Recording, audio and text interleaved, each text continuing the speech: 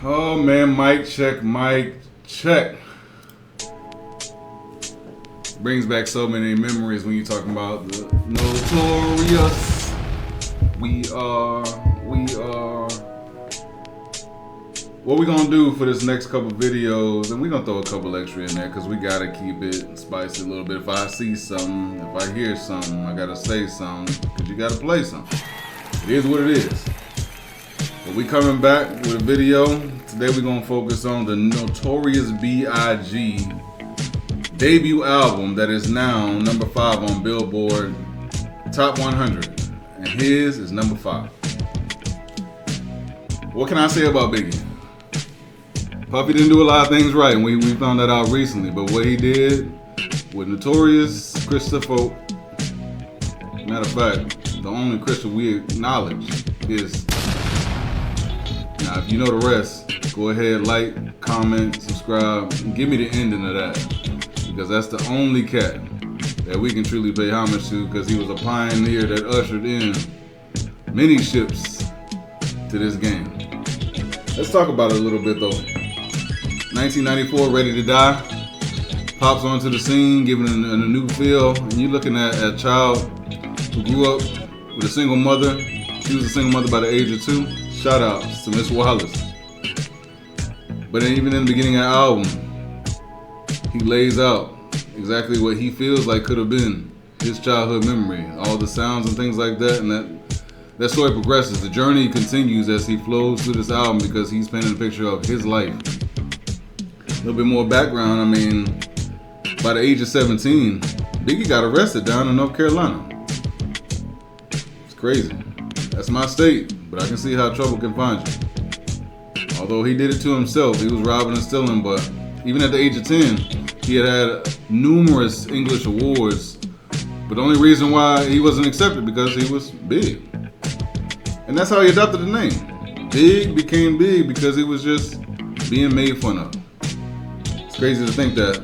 But what we're gonna do is see how a boy who struggled with depression, anxiety, and paranoia worked the craft and made it something that's bigger and now legendary and is one of the all-time greats. And if you don't know this song, it's juicy.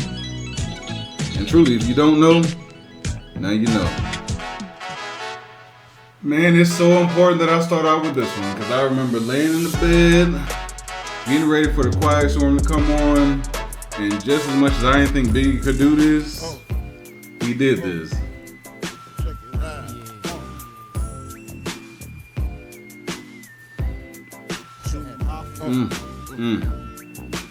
And he always represented Junior Mafia. He always gave love to his clique.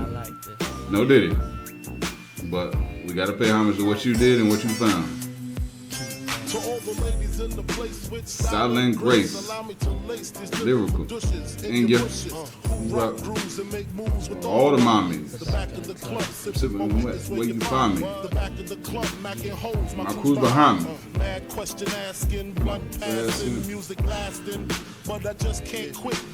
One of these honeys Biggie got to creep with. Oh, how can you not dance to this? This is just more than a classic when you're really listening to it, because the old school beat, what he did, brought it into almost a new era. Biggie, and you gotta give Puff his credit as well. Puff knew exactly how to flip some of these beats, and what he found and represented, it's masterful work. I mean, look at the hats, look at the style. But everybody having fun. I see some ladies tonight that should be. Got Mary J. Straight up, honey, really, I'm asking. Most of these niggas think they be macking, but they be acting. Who they attracted with that lie? What's your name? What's your sign? As soon as he buy that wine, I just creep from behind and ask you what your interests are. Who you be with? Okay, let's stop right there for a second. I gotta give a little bit more backstory to how this really influenced me into and brought me to the hip hop world. I grew up on church music. I ain't got no problem saying it. Church every Sunday as a kid. Had to go get it. That was the only time I could really socialize, and I definitely got my ass whooped after every Sunday because I didn't know how to shut my mouth. I couldn't talk in class, so I showed my ass in church. And then my mama made sure that she whipped my ass as soon as we got back to the house. We might have had what y'all consider brunch now, because we definitely went down to Shoney's or whatever buffet we had, but man, I remember laying in the bed thinking, I gotta master these lyrics. I don't know what I'm hearing, but I like the flow, I like the beat. It was just something brand new to me, and it was completely different than the church music.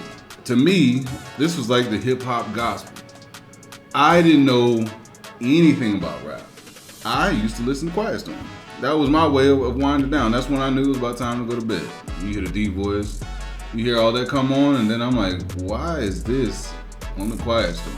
Yeah, Busta in the video. I mean, you got some classic cats that have been around for a long time. I can only think where Biggie would be right now if he had the opportunity to still make music. Sometimes music becomes timeless because you can reminisce, think about where you were at, what you were doing, and how you felt.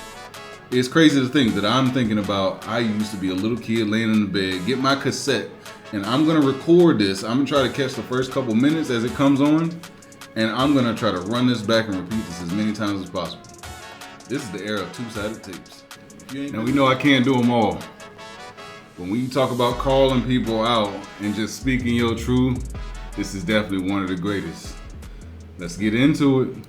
He say he just playing, but he dreaming. Think about the sexy singers that I wanna sex. I probably go to jail for fucking Patti LaBelle. Not the old school. She probably do me swell. Jasmine Guy was fly. Mariah Carey she's bad. kinda scary. She was bad. What about my honey Mary?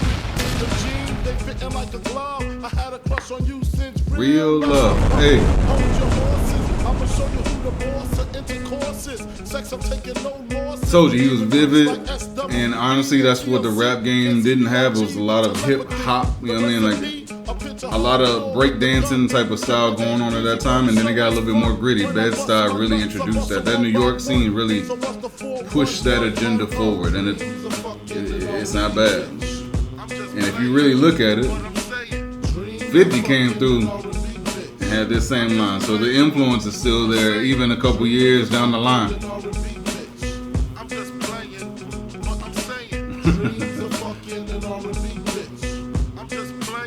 He talking about people in this camp, talking about Mary J. Wouldn't be right if I didn't come back to this and just at least get a first verse. The way he introduced himself, told his story, unbelievable. He probably meant that too. Yeah, this album is dedicated to all the teachers that told me I never amount to nothing. Think about the hope that he gave for a lot of people during this time.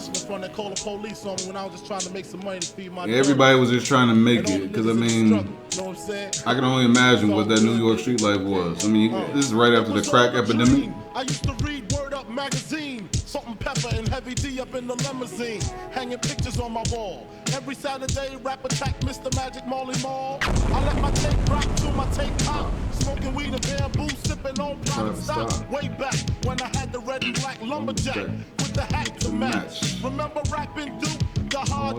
You never thought that hip hop would take it this far. Nah, we never did. Now I'm in the limelight cause I rhyme tight. Time to get paid, blow up like the world trade. Born sinner, that's wild. Remember when I used to eat sardines for dinner. Mr. Raw G, Brucey B, Kid Capri, Funk Master Flex, Love Bug Star Ski. I'm blowing up like you thought I would. Call a crib, same number, same hood. It's all good. And if you don't know, now you know, nigga.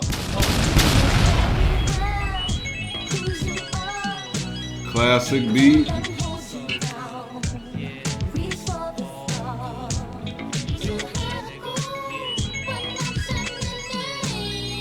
It looks like everybody's just having a good time. They doing business plans. I made the change from a common thief to up close and personal with Robin Leach. And I'm far from cheap. I smoke stuff with my peeps all day. Spread love, it's the Brooklyn way.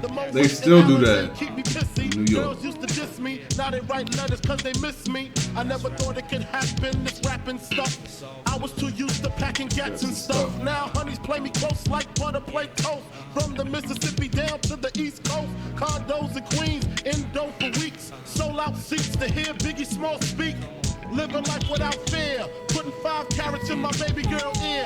Lunches, brunches, interviews. See, let's be real. I know I couldn't go through everything. There's no way I could get through everything the way that it needs to be told because Biggie told his story the way it was supposed to be told. He did his thing. Again, I give credit, Junior Mafia, Puff, everybody that had some type of influence for what Big did.